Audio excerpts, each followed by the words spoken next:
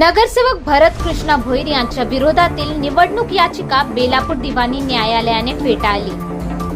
न्यायालयाच्या निर्णयामुळे भरत भोईर यांच्या नगरसेवक पदावर शिक्कामोर्तब झाले। नगरसेविका सविता देवीदास लगडे यांनी 3 अपत्यांच्या नियमाचे उल्लंघन झाल्याचा आरोप करत याचिका दाखल केली होती। याचिकेत भोईर यांच्या 3ऱ्या अपत्याचा जन्म कट ऑफ तारखेनंतर झाल्याचा दावा करण्यात आला होता।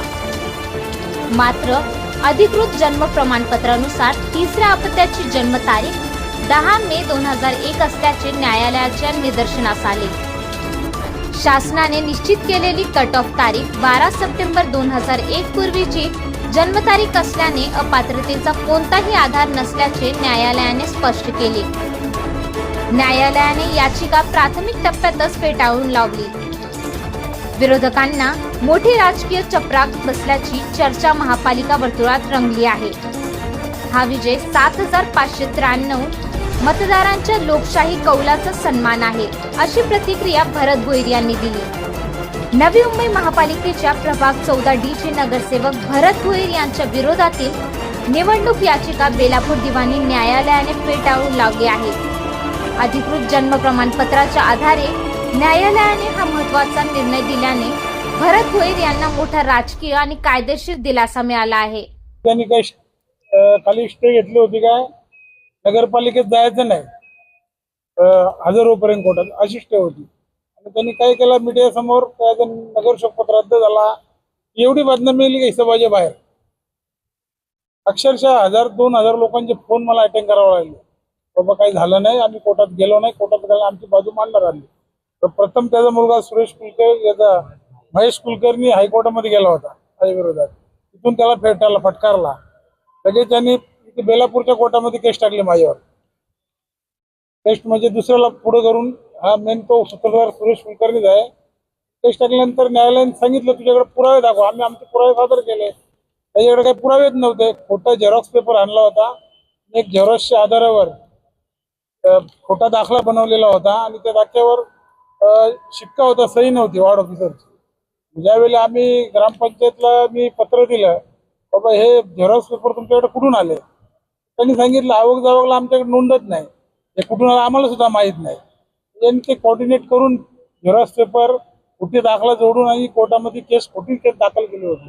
आज कोर्टाला आम्ही सर्व पुरावे सादर केले आणि कोर्टाने आमचा निर्णय ऐकला आणि निर्णय घेतला, त्यांचा अर्ज त्यांनी फेटाळला आणि आम्हाला न्याय दिला कोर्टाने।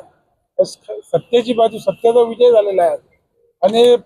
आणि मागे कुलकर्णी सांगितलं होतं का याचा महिन्याचा खर्च मी एका दिवसात उडवतो, असं काहीतरी बोला तुमच्या समोर पत्रकार होतो तुम्ही। तर याचा ITR बघा तुम्ही, हा इन्कम टॅक्स किती भरतो आणि मी किती इन्कम टॅक्स भरतो, त्याचा 3.5 लाख काहीतरी वर्षाला दाखवत होतं त्या पेपरमध्ये, आणि माझा 70 लाख आहे वर्षाचा। आणि ITR मध्ये त्यांनी किती 21 कोटी दाखवले, आमचं 29 कोटी आहेत। म्हणजे याच्या परत मी पुढेच आहे सगळ्या गोष्टी, आणि हा बदनामी करतो कारण नसताना। नवी मुंबईच्या सर्व नगरसेवकांना माझी विनंती आहे, विनाकारण कोणाला त्रास देऊ नका। नक्कीच चुकीचं असेल त्याच्यावर नक्कीच दावे दाखल करा, त्याची दाखल करा, त्याला त्रास द्या, विनाकारण कोणाला त्रास देऊच नका। आणि माणसाला आता धगधगीच्या जीवनामध्ये मानसिक त्रास होतो, विनाकारण कोर्टाच्या चक्रा फेऱ्या मारायला लागतात। त्यासाठी विनंती आहे मला पत्रकार लोकांना सुद्धा, जे सत्य असेल ते लोकांसमोर आणा, आणि जो खोटा असेल ना त्याला तुम्ही सांगा की कसा खोटा आहे आणि कसा बदनाम करतो कारण नसताना। आता किती दिवस झाले, 2-3 महिन्यात क्लिअर झाला ना मुद्दा, कोर्टाची केस का लगेच क्लिअर होत नाही। त्याच्याकडे एव्हिडन्स नव्हतं, काही खोटी केस दाखल केली, झेरॉक्स पेपरवर लढत होता, मुद्दे काहीच नव्हते, खाली बदनाम, नगरसेवक पद रद्द केला। अरे असं कुठं आम्ही अपक्ष नगरसेवक निवडून आलेले आहे, माझ्याकडे कुठल्या पक्षाचा झेंडा नव्हता, कुठल्या नेत्याचा पाठिंबा नाही, काहीच नाही। 3 पक्ष माझ्या विरोधात होते, जे मोठमोठे जे पक्ष आहेत तिन्ही पक्षाचे पॅनल माझ्या विरोधात, एकटा अपक्ष होतो। माझ्या हिमतीवर, माझ्या मेहनतीवर मी लोकांची जी कामं केली, त्या कामाच्या कर्तृत्वावर लोकांनी मला मतदान केलं, निवडून आणला। आणि ह्या लोकांनी एवढं जल नसावं पाहिजे होतं। मी सेनेचं काम केलं, 15 वर्ष शिवसेनेचं काम केलं होतं, मला तिकीट न दिल्यामुळे मी अपक्ष लढलो। आणि हेच लोक माझ्यावर केशी खोटा दाखल करतात, चुकीचं आहे। बाळासाहेबांनी शिकवण दिलेलं नाही शिवसैनिकाला, ते चुकीचा फंडा घेतलाय आणि सुरेश कुलकर्णी असं करायला नाही पाहिजे होतं। माझं जाणीवपूर्वक त्रास दिला, जाणीवपूर्वक त्रास दिला, त्याच्याकडे काय एव्हिडन्स नाही, काहीच नाही। मुलाला हरवला, त्याच्या 1750 मतांनी हरवला, मी विजयी झालो। त्यामुळे राग मनात धरून नको ते उपजप करत होता। 3 अपत्याचं प्रकरण होतं, काय 3रं अपत्य चुकीचं आहे म्हणून।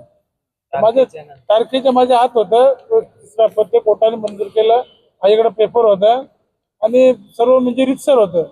तर 2 वेळेला आम्ही सरपंच 2 टर्म आणि आता नगरसेवक आहे मी अपक्ष तो पण. आणि असं कोण जर चुकीचं असेल तर कोण निवडणूक लढू शकत नाही आणि पुढे जाऊन त्रास होणार असेल तर. त्या संदर्भामध्ये काही आता पुढे काय भूमिका असेल तुमची, कारण तुम्ही आता कोर्टामध्ये निश्चित झाले आहे.